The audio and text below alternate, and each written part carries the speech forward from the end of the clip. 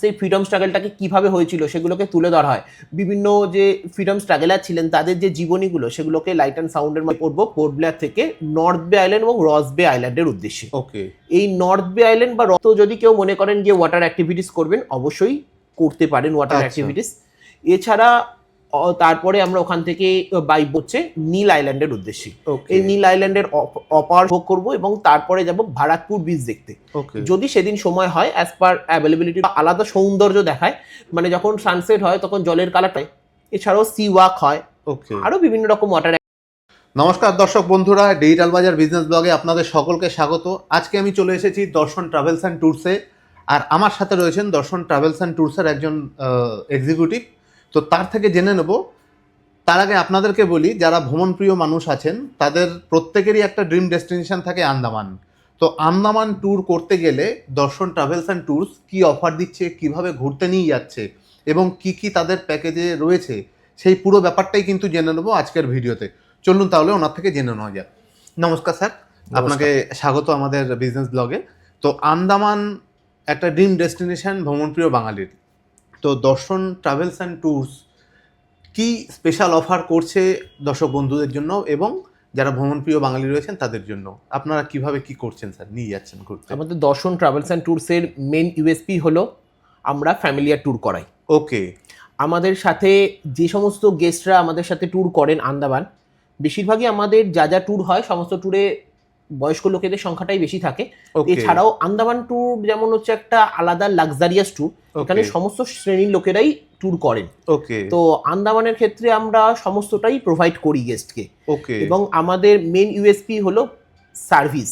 আমরা গেস্টকে বেটার সার্ভিসটা প্রোভাইড করি, বেটার এবং বেস্ট সার্ভিস আমরা প্রোভাইড করি। আচ্ছা, কেউ যদি ধরুন ছেলে হোক বা মেয়ে হোক, তারা বাইরে জব করে বাইরে থাকে, কিন্তু বাবা মাকে ঘুরতে পার্সোনালি নিয়ে যেতে পারছে না তাদের কাজের কারণে, তো আপনাদের সাথে যোগাযোগ করলে আপনারা কি পুরো ট্যুর প্যাকেজটা প্ল্যান করে আপনারা তাদেরকে গাইড করে নিয়ে গিয়ে ঘুরিয়ে নিয়ে আসা, এই পুরো ব্যাপারটা কি আপনারা অ্যারেঞ্জ করছেন? একদম স্যার, আমাদের যে আন্দামান ট্যুর হয় এই আন্দামান ট্যুর আমরা কলকাতা টু কলকাতায় অ্যারেঞ্জ করে থাকি। আচ্ছা। আমাদের সাধারণত যখন আমরা ট্যুর করাই পোর্ট ব্লেয়ার টু পোর্ট ব্লেয়ার আমাদের প্যাকেজ কস্ট হয়।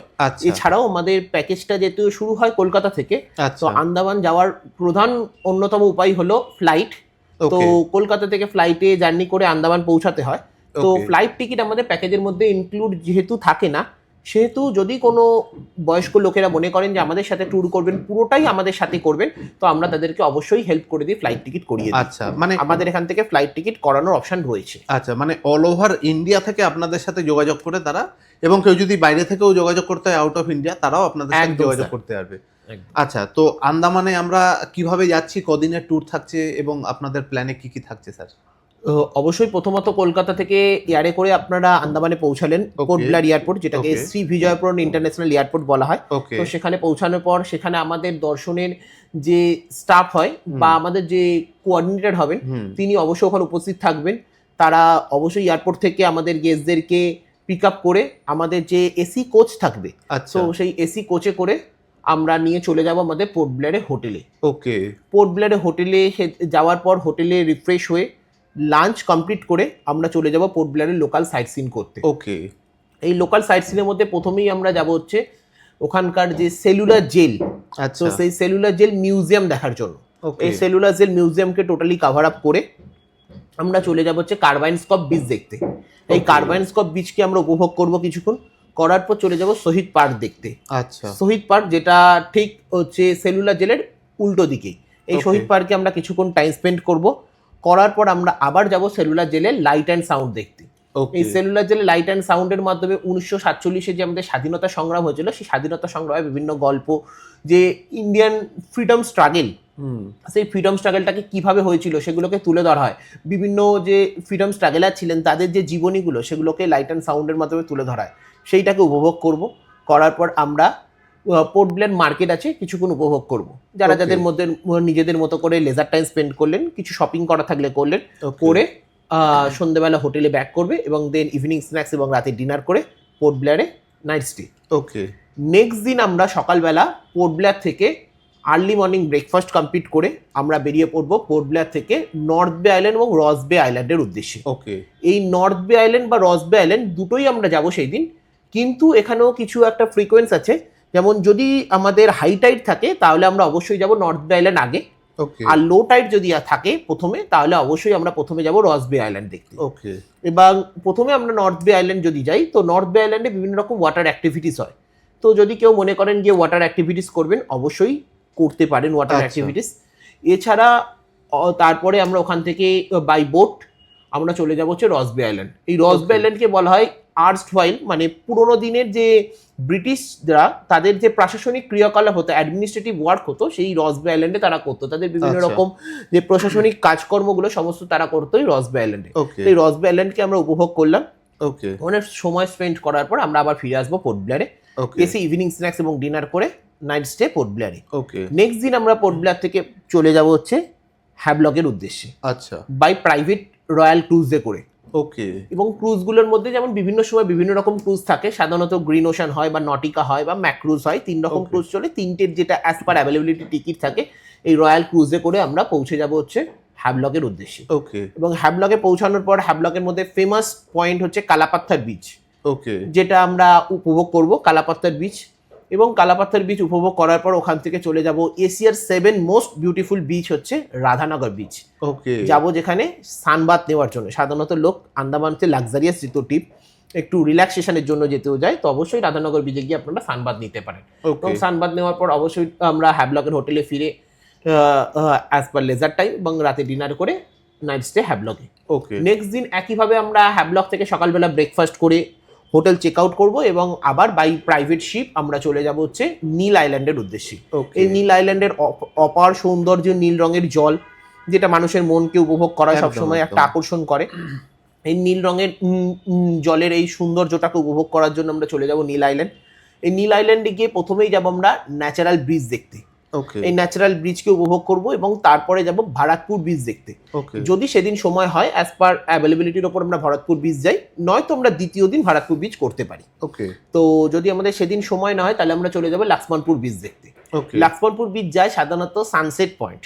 ওকে। এখান দিয়ে সানসেটটা একটা আলাদা সৌন্দর্য দেখায়, মানে যখন সানসেট হয় তখন জলের কালারটা লাল হয়ে যায়। ওকে। তো সেই সৌন্দর্যটা আমরা উপভোগ করি লক্ষ্মণপুর বিচ থেকে।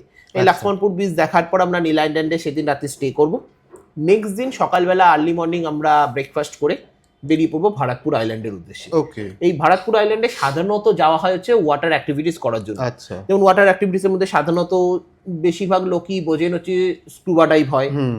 স্নরকেলিং হয়, এছাড়াও সি ওয়াক হয়, ওকে। আরও বিভিন্ন রকম ওয়াটার অ্যাক্টিভিটিস আছে, সেগুলো আচ্ছা। করতে পারেন। বেশিরভাগ লোকেরা স্কুবা ডাইভের প্রতি একটা ঝোঁক থাকে, তো যদি কেউ মনে করেন স্কুবা ডাইভ করবেন বা স্নরকেলিং করবেন, অবশ্যই করতে পারেন। ওকে। সেদিন এখানে পর্যাপ্ত পরিমাণ সময় দেওয়া হয়। ওকে। এটা করার পরে আমরা নীল আইল্যান্ড থেকে দুপুরবেলা লাঞ্চ কমপ্লিট করে আবার বাই প্রাইভেট রয়্যাল ক্রুজে করে আমরা ব্যাক করবো পোর্ট ব্লেয়ারে।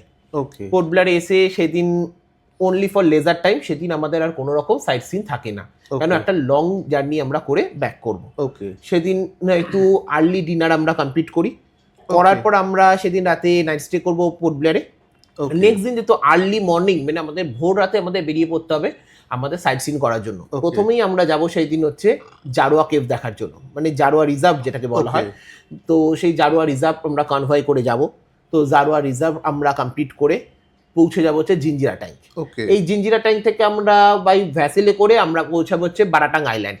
ওকে। এই বারাটাং আইল্যান্ডকে আমরা দেখবো, উপভোগ করব। এছাড়াও আমাদের সময় থাকলে আমরা যাই মাড ভলকানো দেখতে।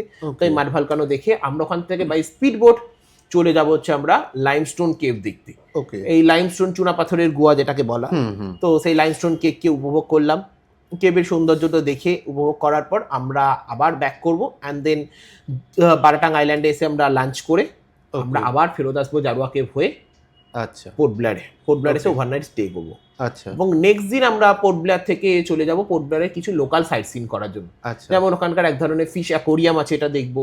ওকে। সাথে রয়েছে কাঠের বিশাল বড় গুদাম, যেটাকে বলা হয় হচ্ছে চাথাম সমিল, তো আচ্ছা। সেইটাকে আমরা দেখবো। এছাড়াও ওখানে হচ্ছে অ্যানথ্রোপোলজিক্যাল মিউজিয়াম, যেখানে মানুষের বিভিন্ন নৃতাত্ত্বিক যে সৃষ্টি সেটাকে বিভিন্ন রকমভাবে তুলে ধরেছে, মানুষের বিবর্তন, বিভিন্ন প্রাণীর কিভাবে বিবর্তন হচ্ছে সেগুলোকেই অ্যানথ্রোপোলজিক্যাল মিউজিয়ামে তুলে ধরা হচ্ছে। এইগুলো উপভোগ করব, করে আমরা ব্যাক করবো পোর্ট ব্লেয়ারে হোটেলে। ওকে এবং পোর্ট ব্লেয়ারে সেদিন রাতে নাইট স্টে করবো। ওকে নেক্সট দিন যেমন যার অ্যাজ পার ফ্লাইট থাকবে সেই ফ্লাইট ধরে আমরা ফ্লাইট টাইম অনুযায়ী আমরা এয়ারপোর্টে ড্রপ করে দেবো। Okay as per flight time wise যে যার মতো ফ্লাইট ধরে কলকাতা উদ্দেশ্যে রওনা দেবেন। ওকে আচ্ছা, এই যারা গেলেন ঘুরতে তো যাওয়া হলো, এত জায়গা ঘোরা হলো, খাওয়া দাওয়া কি ব্যবস্থা থাকছে স্যার? অবশ্যই স্যার, আমাদের এই যে টোটাল 7 রাত্রি 8 দিনের ট্যুর হয় কিংবা 6 রাত্রি 7 দিনের যে ট্যুর হয় আন্দামান, এর মধ্যে খাওয়া দাওয়া থাকে বিভিন্ন রকম লাক্সারিয়াসলি। আমাদের অন্যান্য যত রকম ডোমেস্টিক ট্যুর হয়, তো সেই ডোমেস্টিক ট্যুরে আমাদের বাঙালিয়ানা কিচেন গ্রুপ সঙ্গে যায়। আচ্ছা, তো কিচেন গ্রুপ নিয়ে গিয়ে আমরা বাঙালিয়ানা রান্না করে আপনাদেরকে যেমন বাঙালি খাবার উপভোগ করাই, সেরকম এখানের ক্ষেত্রে ইন্টারন্যাশনাল ট্রিপের মতোই আমরা বিভিন্ন রেস্টুরেন্ট সেট আপ থাকে। বিভিন্ন ডিলাক্স ক্যাটাগরি 3 স্টার সমস্ত প্রিমিয়াম রেস্টুরেন্টে আমরা সকালে ব্রেকফাস্ট থেকে শুরু করে দুপুরে লাঞ্চ থেকে ইভিনিং স্ন্যাক্স থেকে রাতে ডিনার এভরি টাইম পুরোটাই হয় আমাদের 3 star category premium category okay okay রেস্টুরেন্টে। ওকে।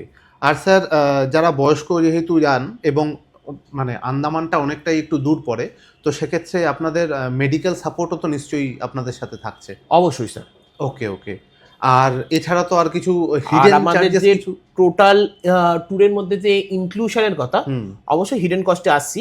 আমাদের যে ইনক্লুশন থাকে তো সেরকমই আমাদের যেমন Port Blair to Port Blair experience tour manager থাকে, সেরকমই পোর্ট ব্লেয়ারে আমাদের যে লোকাল গাইডস হয় অবশ্যই আমাদের সাথে থাকে। এছাড়া আমাদের প্রত্যেকটা জায়গায় 3 স্টার একদম proper 3 star category premium hotel থাকে।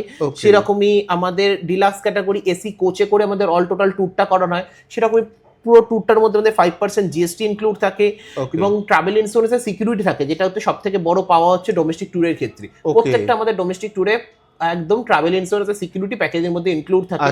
এছাড়া তো মেডিকেল সাপোর্ট যেমন বলছেন, অবশ্যই মেডিকেল সাপোর্ট তো থাকেই আমাদের সাথে ডেফিনেটলি।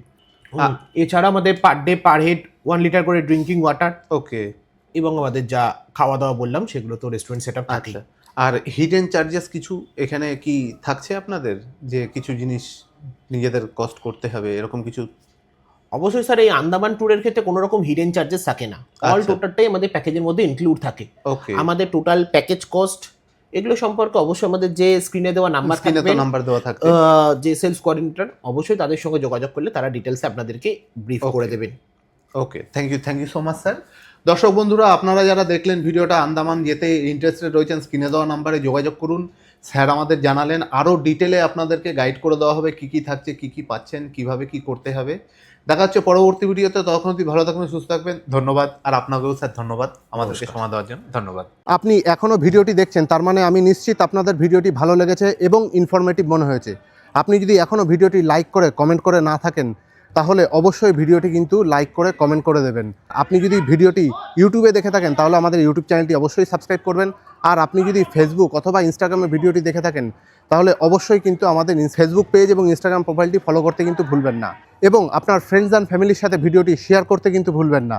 আর আপনি যদি ব্যবসায়ী হয়ে থাকেন, তাহলে অবশ্যই আমাদের সাথে যোগাযোগ করতে পারেন স্ক্রিনে দেওয়া নাম্বারে অথবা ডেসক্রিপশনে দেওয়া নাম্বার থেকে আমাদের সাথে যোগাযোগ করে আমাদের চ্যানেলে আপনার বিজনেসের ভিডিও আমাদের সাথে শেয়ার করতে পারেন। আমরা আপনার ভিডিও আমাদের চ্যানেলে তুলে ধরবো। দেখা হচ্ছে পরবর্তী ভিডিওতে, ততক্ষণ অবধি ভালো থাকবেন, সুস্থ থাকবেন। ধন্যবাদ।